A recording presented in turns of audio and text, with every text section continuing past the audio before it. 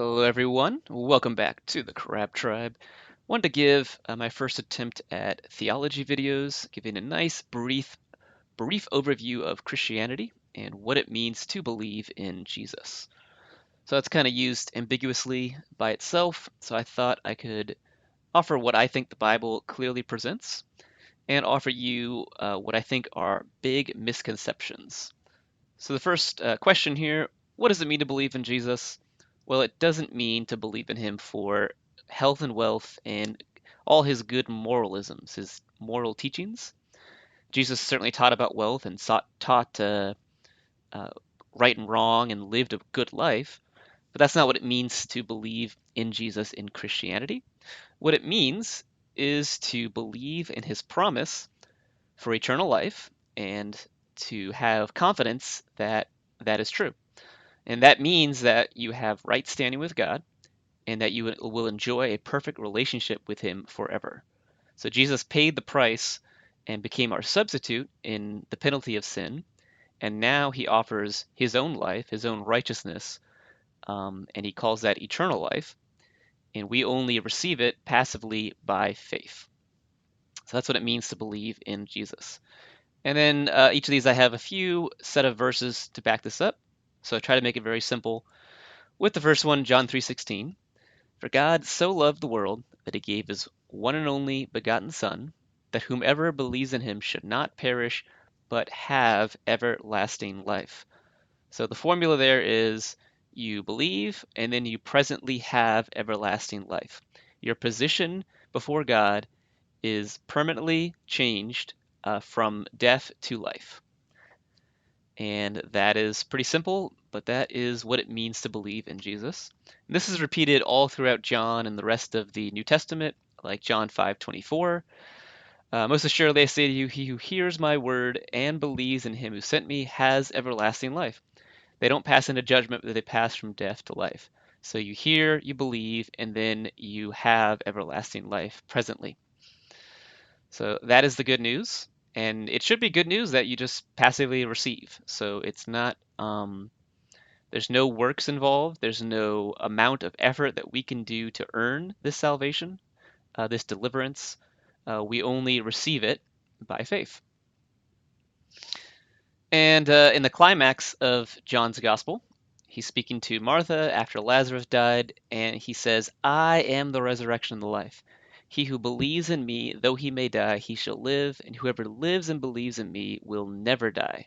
Do you believe this? So if you have a physical Bible, I would actually highlight and underline what I've done here. So what is the this? What does that refer back to? The content of our faith is believing that Jesus is the resurrection and the life. So he gives us new life, and that life is his own life, his own physical or his own spiritual righteousness and standing with God that we can enjoy um, by faith. I mean, there's a lot more to Christianity, but this is just what it means to believe in Jesus and what he said, to believe that he was who he said he was, and that his offer of eternal life is true. But some people like to get technical. They like to be kind of psychoanalyze what does it actually mean to believe. And I'll tell you what it doesn't mean. Believing does not mean moral transformation. It does not mean degrees of confidence. So the first one there, faith does not mean that you also have works, or doesn't mean that you have kind of a mix. It's not like the other side of the coin. People use all kind of language like this, but the Bible says pretty clearly that faith is only passively receiving, and by being fully convinced or persuaded that something's true. So, you can live a good life as an atheist or a Muslim, or you could live a good life and be transformed, to have all kind of emotions and have an experience. But those things don't change uh, whether you believe something as true or not. And it's not degrees of confidence. But what I mean by that is, it's not, well, I'm kind of sure. I'm 60% sure or I'm 90% sure. Faith is being certain that something is true or not, right? If you ask someone, do you believe the president's policy is best for America, for example. They can be somewhat sure, but if they're somewhat sure, that means they're not sure. So either you are certain or you're not. And to receive that forgiveness of our sin and to receive that new life, you have to be certain, because that's what Jesus asked for. You have to believe that He gives that new life, and by believing means you're certain. So I have a meme here to kind of represent the problem here, which is a problem that we see a lot in Christianity, where we say something, but we actually mean something else. So we say that it's faith alone, and it's faith apart from works. So when someone says, accept Jesus as your Lord and Savior, they don't mean that. That's kind of like coded language. They actually mean, and sometimes they're more explicit and open, they really mean submit to Him, obey His commandments, and follow His teachings. That's a lot more than believing something is true, right? And actually, if that's your standard of whether you're a Christian or not, well, then you might never be sure, because you have to ask, well, did I submit enough? Did I obey enough, or have I followed Him enough? And you could kind of wrestle back and forth, and that's not the idea presented in Scripture. Some people kind of attack this idea that it's only mental assent, and well, believing something is mentally agreeing, but whether there are emotions attached to it or not, I mean, usually there are. Usually there is a desire to commit afterwards. But the distinction that I'm trying to make here is we're justified by faith, we're made right with God, and that is a one time act, and that's positionally we're changed. And then afterwards, we can grow in how we express that. We can grow in our maturity in faith, and that requires a response from us, and that is under the sphere of sanctification.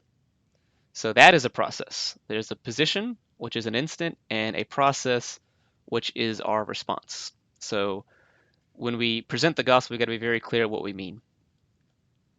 So as far as what faith is, we don't need to go outside the Bible to try to define it. It's defined for us in a few places. Hebrews 11:1 is the most common verse, I think, for this. It says, "Now faith is the substance of things hoped for, and it is the evidence of things not seen."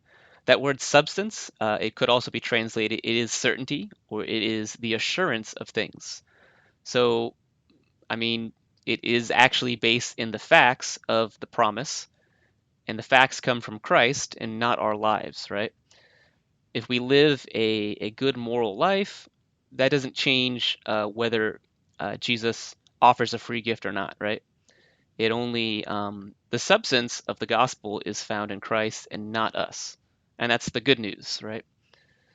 If it was found in us, then it wouldn't be good news, because we're not perfect and we often fail, and that's where the doubt can come in. And then some more verses here. Romans 4:5 says, "But to him who does not work but believes on him who justifies the ungodly, his faith is counted as righteous." So in this verse, it's pretty clear that faith and works are opposites. Faith is the absence of work, because once you work for it, it's no longer a gift. It's no longer just believing. It's faith plus something else, right? But we believe that it is by faith alone. Faith plus nothing equals everything. And then continuing on, Paul talks about Abraham and gives him as the father of our faith, right? The example we look to. And it says that in him who was being fully assured that God had promised, in what God had promised, and that he was able to also to perform, therefore it was counted to him as righteous. So it kind of uses the definition in further explaining what it is, right? Faith is being fully assured. It is certainty. You can be certain in what you believe, because it's not based on my life and my moral actions and what I do afterwards. It's based only on what Christ has done. Then finally, I love this verse here in James. James says, "If anyone lacks wisdom, let him ask God, and he who is will generously give all without reproach will be given to him. But he must ask in faith, without doubting. For he who doubts is like like the sea, like the surf of the sea, driven, tossed to and fro by the waves. For that person ought not to expect he will receive anything from the Lord.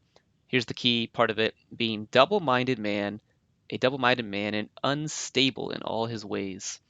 So you have to believe, but believing there actually means the absence of doubt. Because once you doubt, then that means you're not believing.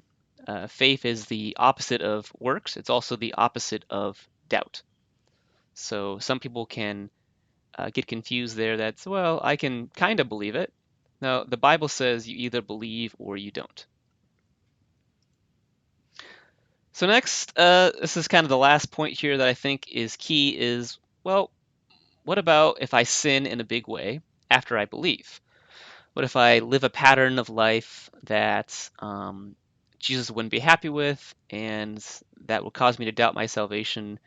And does that mean that I've lost my salvation, lost my eternal life? Well, first of all, in the name eternal life, it should be kind of clear that it doesn't end. That's what it means to be eternal.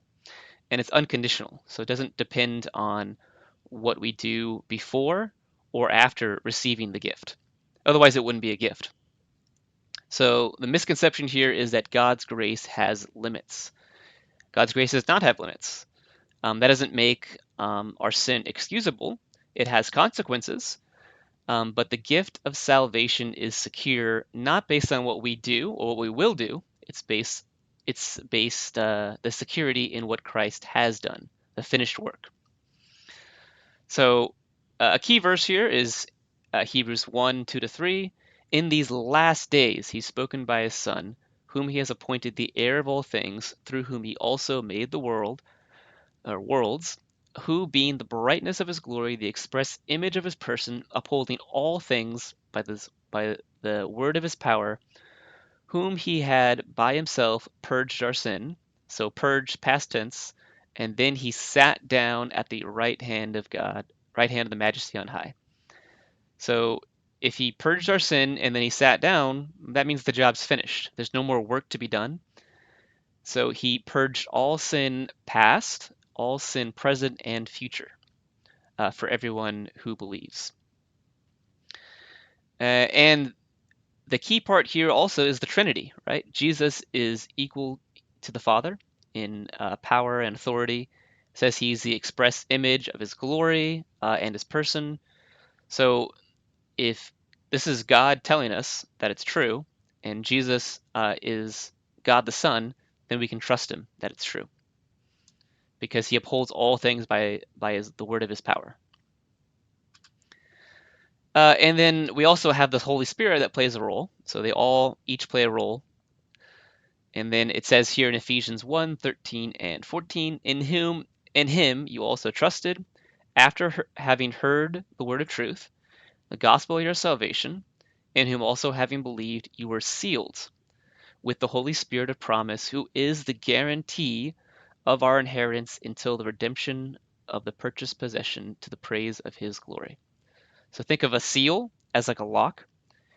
So God has given himself, and in the person of the Holy Spirit, as a lock on our salvation. And that lock is the guarantee that one day there will be a future expression, a glorification of our salvation. So if God is God and he doesn't break his promises, we can trust him that this is going to be true. God does not go back on his word. God is truth, and he says what he says, and he does it. So there should be no reason to doubt.